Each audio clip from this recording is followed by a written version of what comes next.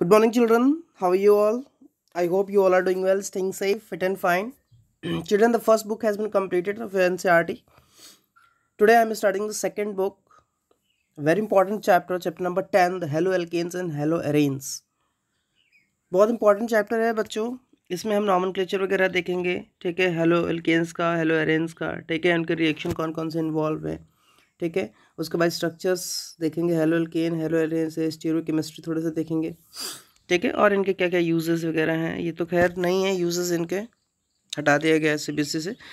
ठीक है, तो स्टार्ट करते हैं बच्चों. ठीक है, हेलोएल्केन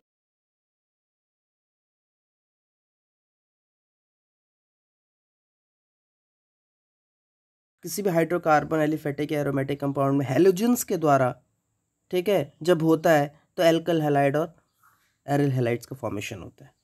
ठीक है, जो हेलोएल्केन्स होते हैं दे बेसिकली उसमें क्या होता है, हेलोजन होता है, हेलोजन एटम होता है जो sp3 हाइब्रिडाइज कार्बन एटम से अटैच्ड होता है किसी भी अल्काइल ग्रुप में. जबकि जो हेलोएरेन्स होते हैं उसमें क्या होता है, जो हेलोजन एटम होता है वो sp2 हाइब्रिडाइज कार्बन एटम से अटैच्ड होता है. ये दो चीज़ें बड़ी इंपॉर्टेंट है, आपको पता होना चाहिए. हेलोएल्केन में क्या होता है, sp3 हाइब्रिडाइज कार्बन एटम से जुड़ेगा अल्काइल ग्रुप. और हेलोएरेन में क्या होगा, sp2 हाइब्रिडाइज कार्बन एटम से जुड़ेगा. ठीक है ना. बहुत सारे हेलोजन कंटेनिंग ऑर्गेनिक कंपाउंड हैं जो आपके नेचर में अकर करते हैं. ठीक है, बहुत ही क्लिनिकली यूजफुल भी होते हैं. ठीक है ना. इनकी बहुत सारी वाइड एप्लीकेशन है इंडस्ट्री में as well as the day to day life में, है ना. एंड दे आर यूज, तो उनके यूजेस भी आपको देखने को मिल जाएंगे. ठीक है ना. इनका यूज़ हम एज ए सॉल्वेंट्स भी करते हैं. ठीक है ना, relatively in the non polar compounds में.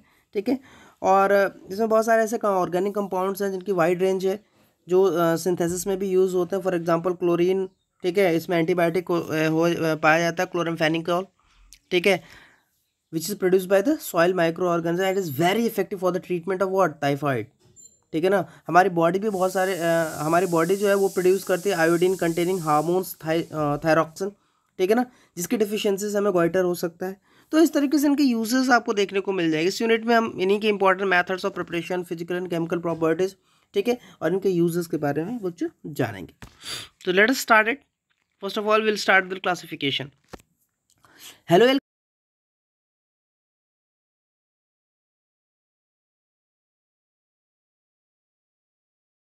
ठीक है ना. इनको हम लोग मोनो, डाई और पॉली हेलोजेंस में डिवाइड कर सकते हैं, जैसे उनको हम लोग ट्राई, टेट्रा एटसेट्रा वगैरह बोलते हैं. ठीक है, ये डिपेंड करता है कि भाई कितना आपका हेलोजन एटम जुड़े हैं, 1 जुड़े हैं, 2 जुड़े हैं, या एक से ज़्यादा हेलोजन एटम जुड़े हैं स्ट्रक्चर में. अगर एक जुड़ा हुआ है तो मोनो हेलो एल्केन हो जाएगा, 2 जुड़े हैं डाई हेलो एल्केन हो जाएंगे, 3 जुड़ेंगे तो ट्राई हेलो एल्केन्स हो जाएंगे. ठीक है, एरेन की बात करें तो क्या हो जाएगा, mono hello arenes, die hello arenes और ट्राई हेलो एरेन्स हो जाएंगे. ठीक है ना. तो इस तरीके से आप देख सकते हैं यहाँ पे इनके नंबर ऑफ हेलोजन एटम्स के बेसिस पे इनका क्लासिफिकेशन कर सकते हैं. दूसरा है compounds containing the sp3 bond, sp3 carbon bond. समझ में आ रहा है. मैंने आपको क्या बताया, जो हेलो एल्केन्स होते हैं दे बेसिकली आपसे किससे जुड़े होते हैं, आपके sp3 हाइब्रिडाइज कार्बन एटम से जुड़े होते हैं, है ना. तो ये एक होमोलोगस सीरीज बनाते हैं जिसका फॉर्मूला, नॉर्मल फॉर्मूला क्या होता है, CnH2n+1x. ठीक है ना. And they are further classified as what, primary, secondary and tertiary according to the number of carbon to which आपका हेलोजन जिससे अटैच है. तो भाई देखते हैं, अगर आपका यहाँ देख सकते हैं. ठीक है, यहाँ पे इस तरह का प्राइमरी बना हुआ है, ये सेकेंडरी बना हुआ है, टर्शियरी बना हुआ है. आप देख सकते हैं यहाँ पे एक एल्काइल ग्रुप जुड़ा हुआ है, इसमें 2 जुड़े हैं, इसमें 3 जुड़े हैं, है ना. तो इस तरीके, इसी के बेसिस पे इनको प्राइमरी, सेकेंडरी और टर्शियरी एल्काइल ग्रुप्स हम बोल सकते हैं. एलाइलिक हैलाइड्स की अगर बात करें कि ये ऐसे कंपाउंड्स होते हैं जिसमें जो आपका हेलोजन एटम होता है वो sp3 हाइब्रिडाइज कार्बन के नेक्स्ट वाले कार्बन से जुड़ा होता है. ध्यान रखना, अभी जो हमने ऊपर देखा इसमें क्या था, इसमें sp3 हाइब्रिडाइज से जुड़े होंगे हेलोजन. एलाइलिक में क्या होता है, जो आपका sp3 हाइब्रिडाइज कार्बन होता है उसके जस्ट बगल वाला जो कार्बन होगा उससे अगर हेलोजन जुड़ा हुआ तो एलाइलिक हैलाइड्स हो जाएगा. यहाँ पे आप देख सकते हैं. ठीक है. तीसरा है बेंजाइलिक हैलाइड. ये एक ऐसे कंपाउंड्स होते हैं जिसमें आपका हेलोजन एटम जो बॉन्डेड होता है वो sp3 हाइब्रिडाइज कार्बन, ठीक है, एरोमेटिक रिंग में. ध्यान रखना, बेंजाइलिक हैलाइड्स वो होते हैं जिसमें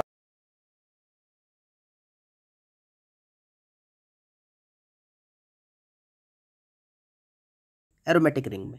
ठीक है, तो वहां पे बात हो जाएगी आपके बेंजाइलिक हैलाइड्स की. अब हम बात करते हैं compounds containing sp2 carbon bonds. इसमें क्या होता है, ये इंक्लूड करता है विनाइलिक हैलाइड्स और एलाइलिक हैलाइड. विनाइलिक हैलाइड में क्या होता है, ये ऐसे कंपाउंड्स होते हैं जिसमें आपका हेलोजन एटम जो है वो sp2 हाइब्रिडाइज कार्बन से क्या होगा, बॉन्डेड होगा. ठीक है, इसमें कार्बन कार्बन डबल बॉन्ड देखने को मिलेगा, देख रहे हैं यहाँ पे, देखो डायरेक्टली अटैच्ड। एराइलिक में क्या होगा, जो sp2 हाइब्रिडाइज है उसके जस्ट बगल वाले कार्बन से जुड़ा रहेगा, ठीक है। तो इस तरीके से हम इनको क्या कर सकते हैं बच्चों, क्लासीफाई कर, ईजी है, ठीक है। चलो अब आते हैं नॉमेनक्लेचर। अगर नॉमेनक्लेचर की बात करें तो इस टाइप का नॉमेनक्लेचर हम पढ़ चुके हैं, आपको आप ध्यान होकर, ठीक है, लास्ट क्लासेस में हम लोग इसके बारे में डिस्कस कर चुके हैं, ठीक है। ऑर्थो, मेटा, पैरा, याद है, इनके लिए न्यूमरल्स आपका 1 अगर 2 पे है तो ऑर्थो होगा, 1 और 3 पे अगर है तो मेटा होगा, और 1 और 4 पे है तो क्या होगा, पैरा होगा। सेम उसी तरीके से इसका नॉमेनक्लेचर है, सिंपल है, ठीक है, बहुत टफ ये नहीं है। जिस तरह का आप देख लो कॉमन नेम है CH3 CH2 CH2 Br, तो क्या पढ़ेंगे इसको, यहाँ पे क्या है, प्रोपाइल है, 3 कार्बन आपको दिख रहे हैं, नॉर्मल है तो नॉर्मल प्रोपाइल क्या हो जाएगा, ब्रोमाइड, ये इसका कॉमन नेम होगा। IUPAC तो 1 फर्स्ट पे लगा तो क्या हो जाएगा, 1 ब्रोमोप्रोपेन, सिंपल, ठीक है। आप यहाँ पे देख सकते हो सेंटर पे लगा हुआ तो क्या हो जाएगा, 2 क्लोरोप्रोपेन हो जाएगा।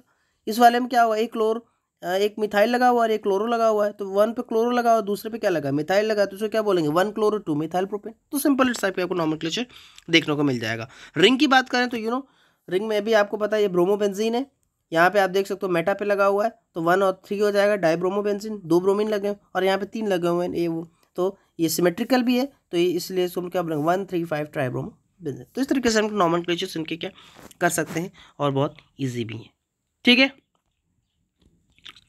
अब देखो यहाँ पे जेम और विस डाइहैलाइड्स भी हैं, इसमें बेसिकली क्या है कि देखो कॉमन नेम जो होता है,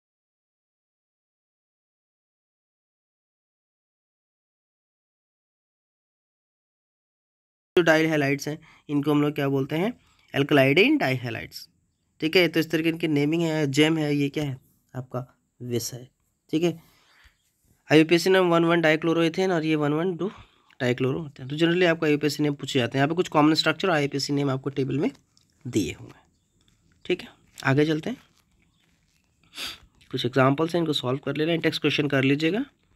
नेचर ऑफ CX बॉन्ड, अब देखो सिंस जो हेलोजन एटम होता है वो बहुत ज़्यादा इलेक्ट्रोनेगेटिव होता है देन कार्बन, आपको पता है ना, अगर क्लोरीन ब्रोमीन आयोडीन है, फ्लोरीन, ठीक है, तो फ्लोरीन तो आपको पता है मोस्ट इलेक्ट्रोनेगेटिव एलिमेंट है। तो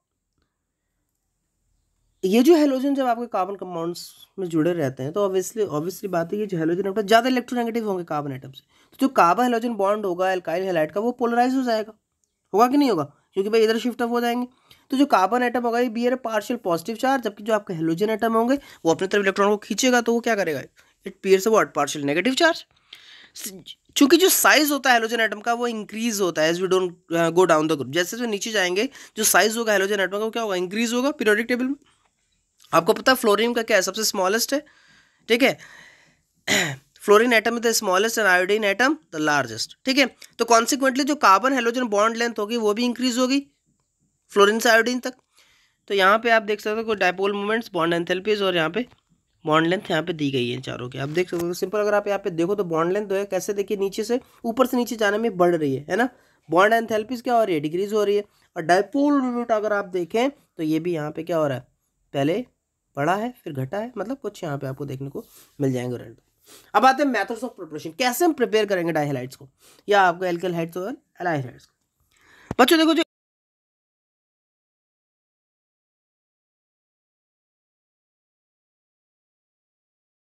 एल्कोहल से बना सकते हैं, जो इजिली एक्सेसिबल भी है। जो हाइड्रोक्सिल ग्रुप होता है एल्कोहल का उसको हम हेलोजन से क्या करते हैं, रिप्लेस कर देते हैं, सिंपल है, समझ में आ रहा है आपको, ठीक है ना। आप देख सकते हैं यहाँ पे रिएक्शन दी गई है, ROH plus HX give in the presence of ZnCl2 gives you what, RX। यहाँ पे आप देखो हेलोजन ने OH को क्या कर दिया, रिप्लेस कर दिया, समझ में आ रहा। और इस तरीके से हम यहाँ पे क्या कर सकते हैं, इनका प्रिपरेशन बना सकते हैं और कर सकते हैं। जो प्राइमरी और सेकेंडरी एल्कोहल्स होते हैं with HX they require the presence of catalyst, क्योंकि इसलिए रिप्लेस होता है तो उनको कैटलिस्ट की जरूरत पड़ती है, जैसे ZnCl2, ठीक है, टर्शियरी एल्कोहल्स वगैरह के साथ, ठीक है ना, इनको हम सिंपली, लेकिन जो टर्शियरी एल्कोहल्स होते हैं इनकी जो रिएक्शंस होते हैं उनको हम सिंपली क्या कर सकते हैं, शेक करके कंसंट्रेटेड HCl के साथ रूम टेम्परेचर पे इनको रिप्लेस कर सकते हैं, समझ में आ रहा है। फ्री रेडिकल्स हेलोजिनेशंस क्या होता है, इसमें क्या होता है कि हम हाइड्रोकार्बन से भी बना सकते हैं। जैसे फ्री रेडिकल जो क्लोरीनेशन या ब्रोमिनेशन होता है एल्कीन्स का, वो एक कॉम्प्लेक्स मिक्सचर देता है आइसोमेरिक मोनो एंड पॉलीहेलो एल्कीन्स के, जिसको डिफिकल्ट होता है सेपरेट करना इन एज अ प्योर कंपाउंड। तो आइए देखते हैं, देख सकते हो CH3 CH2 CH2 CH3 chlorine और यूवी रेस की प्रेजेंस में हीट जब करेंगे तो यहाँ पे आपको दो यहाँ पे मिक्सचर्स और कंपाउंड्स का फॉर्मेशन आपको देखने को मिलेगा। अब आते हैं बाय इलेक्ट्रोफिलिक सब्स्टिट्यूशन।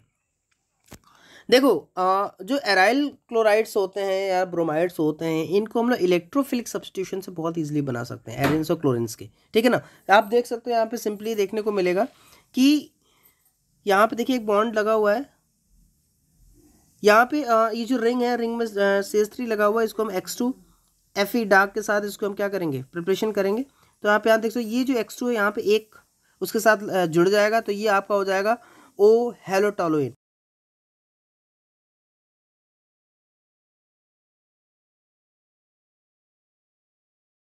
को ईजिली सेपरेट कर सकते हैं due to large difference in the melting point. इनके मेल्टिंग पॉइंट में बहुत ज़्यादा डिफरेंस होता है और इस वजह से हम क्या कर सकते हैं, इसलिए इसको ईजिली सेपरेट आउट कर सकते हैं। जो आयोडीन की रिएक्शन होती है बहुत रिवर्सिबल होती है नेचर में, and they require the presence of what, oxidizing agent like HNO3 HiO3, क्योंकि यही ऑक्सीडाइज कर सकते हैं HI, है ना, जब आयोडेशन होता है। जो फ्लोरो कंपाउंड्स होते हैं इनको हम प्रिपेयर नहीं कर सकते इन मेथड से, क्यों, क्योंकि इनकी फ्लोरीन की जो रिएक्टिविटी होती है बहुत हाई होती है। सैंडमेयर रिएक्शन इंपॉर्टेंट है बच्चे, पूछा जाता है आपसे, ठीक है, इसको याद कर लेंगे, अच्छे से लिख के समझ लेंगे। सैंडमेयर रिएक्शन में क्या होता है, जब एक प्राइमरी एरोमेटिक अमीन है ना, कोई भी प्राइमरी एरोमेटिक अमीन, ठीक है, जब इसको डिसॉल्व या सस्पेंड करेंगे कोल्ड एक्वस मिनरल एसिड में, है ना, और जब इसको हम सोडियम नाइट्राइड, एक डाइजोनियम सॉल्ट है, ठीक है, इसके साथ जब हम इसको ट्रीट करेंगे तो यहाँ पे देखो क्या बनेगा। ये सॉल्यूशन को जो हम क्या करते हैं, मिक्सिंग करते हैं ना, तो फ्रेशली प्रिपेयर्ड डाइजोनियम सॉल्ट जो होता है क्यूप्रस क्लोराइड के साथ क्या करेगा, या क्यूप्रस ब्रोमाइड के साथ, it results in the replacement of diazonium group by ClO, यानी ClO बियर के द्वारा रिप्लेस हो जाएगा आपका डाइजोनियम ग्रुप। अब देख सकते हैं यहाँ पे दिया गया है अमोनियम अमाइन दिया हुआ है, ठीक है, एरोमेटिक अमीन, इसको हम NaNO2 प्लस HX के साथ क्या करेंगे, रिएक्शन कराएंगे, तो यहाँ पे देख सकते हो N2X टाइप यानी बेंजीन डाइजोनियम हैलाइड बनेगा, और फिर इसको जब हम कॉपर के साथ करेंगे तो ये क्या हो जाएगा, रिप्लेस हो जाएगा और आपका एरिल हैलाइड का फॉर्मेशन हो जाएगा। सैंडमेयर रिएक्शन इंपॉर्टेंट है, बहुत बहुत इंपॉर्टेंट, इसको अच्छे से पढ़ के इसको अच्छे से देख लीजिएगा, ठीक है। और एक चीज़ और बताता हूँ आपको कि replacement of the diazonium group by the iodine, it does not require the presence of cuprous chloride, है ना, जब आयोडीन को जाए तो इसके लिए हम क्यूप्रस हैलाइड की जरूरत नहीं होती, और सिंपली इसको शेक करके ही हम क्या कर सकते हैं, कर सकते हैं। नेक्स्ट है फ्रॉम एल्कीन्स। देखो एल्कीन्स को द्वारा बहुत एडिशन रिएक्शन को द्वारा आपको पता है एल्कीन जो होता है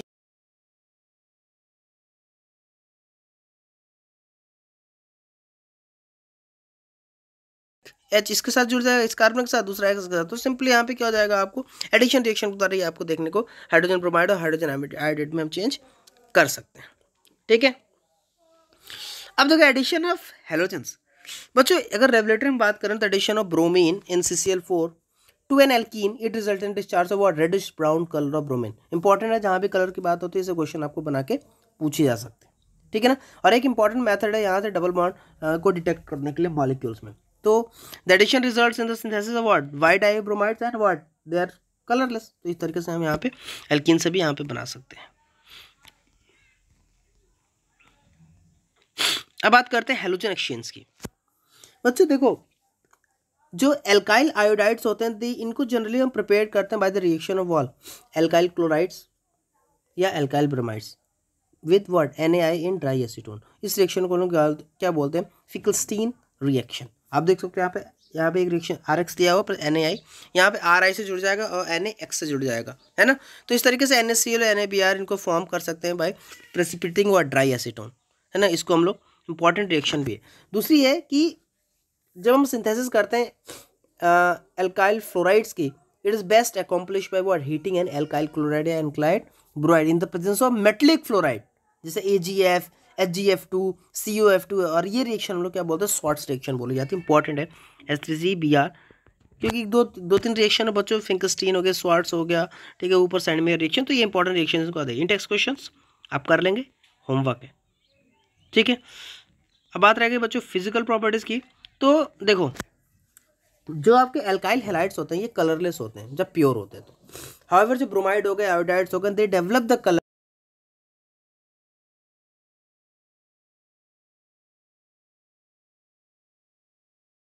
मेल्टिंग और बॉइलिंग पॉइंट की बात करें बच्चों, तो जो methyl chloride, methyl bromide, ethyl chloride, है ना, ये और या कुछ जो है क्लोरोफ्लोरोमीथेन्स हो गए, ये गैसेस के फॉर्म में होते हैं रूम टेम्परेचर में।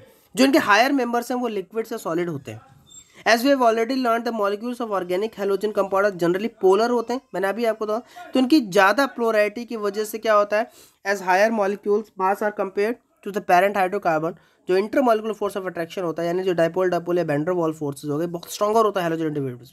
तो इसीलिए इनके जो बॉइलिंग पॉइंट्स होते हैं क्लोराइड ब्रोमाइड आइडेट का वो कंसिडरेबली हायर होते हैं। तो क्वेश्चन पूछ ही आ सकते हैं कि क्यों इनके मेल्टिंग बॉइल पॉइंट हाई होते हैं। तो इनके डाइपोल डाइपोल जो इंटरेक्शन होता है, जो आपका इंटरमॉलिक्यूलर फोर्स ऑफ अट्रैक्शन होने की वजह से ये सारी चीज़ें देखने को मिलती हैं। ठीक है, जो अट्रैक्शन है get stronger as the molecule get bigger in size, जैसे जैसे साइज बड़ा होगा आपका अट्रैक्शन बहुत ज़्यादा हो जाएगा। ठीक है ना, क्योंकि बहुत ज़्यादा इलेक्ट्रॉन्स आपको देखने को मिलते हैं। तो इस तरीके से आप देख सकते हो यहाँ पे कुछ यहाँ पे पैटर्न्स और कुछ यहाँ पे कंपैरिजन ऑफ बॉइलिंग और मेल्टिंग पॉइंट्स में आपको देखने को दिखाया गया है। ठीक है, जो बॉइलिंग पॉइंट होते हैं आइसोमेरिक डाइहैलोजेंस का वो बहुत ही नियरली सेम होता है। हाउएवर जो पैरा आइसोमर्स होते हैं आर हाई मेल्टिंग पॉइंट्स होते हैं as compare to the ortho and meta isomer. क्यों? क्योंकि सिमेट्री जो पैरा आइसोमर्स की होती है वो फिट हो जाती है एकदम क्रिस्टल लैटिस में, इस वजह से ये सारी चीज़ें आपको देखने को मिलेंगी। डेंसिटी की बात करें तो यहाँ पे डेंसिटी देखने को मिलेगी। ब्रोमो आइडो और जो पॉलीक्लोराइड डेरिवेटिव्स होते हैं हाइड्रोकार्बन, तो बहुत ज़्यादा हैवियर्स होते हैं देन वाटर। ठीक है, और जो डेंसिटी होती है ये इंक्रीज करते हैं, increase in number of carbon atom, जैसे जैसे कार्बन आइटम बढ़ेंगे वैसे वैसे इनकी डेंसिटी भी क्या होगी बच्चों, इंक्रीज होगी। सॉल्युबिलिटी की बात करें तो जो हेलो एल्केन्स होते हैं they are only very slightly soluble in water, बहुत ही कम सॉल्युबल होते हैं वाटर में। And in order for halo alkane to dissolve in water energy की रिक्वायरमेंट होती है।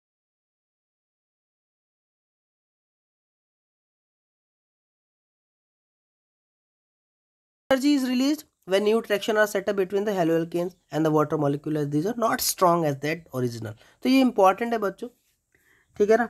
जैसे मैंने अभी आपको बताया कि स्लाइटली पॉज स्लाइटली क्या होते हैं, ये सॉल्युबल होते हैं आपके उसमें। चलिए अब आ गए, ये तो आज की बात है। अब केमिकल रिएक्शन है वो नेक्स्ट टाइम स्टार्ट करेंगे, ठीक है ना। इनके रिएक्शन हेलो एल्केन्स के न्यूक्लियोफिलिक एलिमिनेशन रिएक्शन और रिएक्शन विद व्हाट मेटल्स। ठीक है, तो आज के लिए आप हेलो इनके जो इंटेक्स क्वेश्चन है वो आपको होमवर्क है, और साथ में इनसे रिलेटेड जो भी एनसीईआरटी क्वेश्चन है इनको आप अच्छे से क्या कर लेंगे, कर लेंगे। मिलते हैं नेक्स्ट लेक्चर में, तब तक के लिए बच्चों टेक केयर, बाय बाय।